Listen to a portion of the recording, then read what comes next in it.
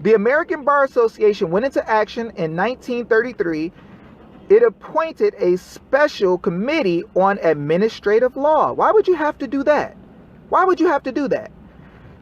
Which in 1934 began a series of annual reports. The judicial branch of the federal government is being rapidly and seriously undermined. They are telling that the judicial branch was being taken over by administrative law, which is exactly who is taking over our children now. Now, we're gonna show you some power. Watch this. The committee naturally concludes that so far as possible, the decision of controversies of a judicial character must be brought back into the judicial system. Look at this. This is in the 1930s. They were already saying that the decision of controversies of a judicial character must be brought back into the judicial system. So what is that saying? That's saying that the administrative law actors who wanted to take over the United States and remove our freedoms started to remove everything from judicial courts to administrative courts without the people knowing. Without the people knowing. You see this? Watch this. In 1938, the committee, this time headed by Dean Roscoe Pound, reported 10 tendencies of administrative agencies to decide without a hearing, to hear only one side. Does that sound like your CPS cases? To hear only one side, to decide on evidence not produced. Are you freaking kidding me? In the 1930s, they were letting you know that administrative agencies will not produce evidence to take something from the people or to make a decision. And this was happening way back then. And it's happening to us now. To make the decisions on the basis of performed opinions and prejudices.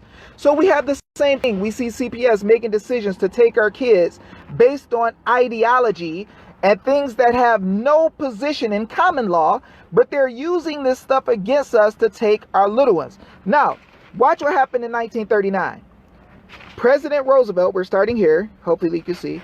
President Roosevelt, on February 16, 1939, requested the Attorney General to appoint a committee to investigate the need for procedural reform in the field of administrative law. A committee of distinguished practitioners, judges, and professors was appointed, which set about in task in scholarly fashion. It went after the facts. Its staff interviewed administrative officers, subordinates in the agencies, and practitioners who had cases before the agencies. Where were these cases at? Were they before judges? No. Cases before the agencies. When you look in your states, you're going to find out your cases are going to be before the agencies. They're going to be making administrative rulings, but they're hiding the language to make you believe you're in a real court. Watch this.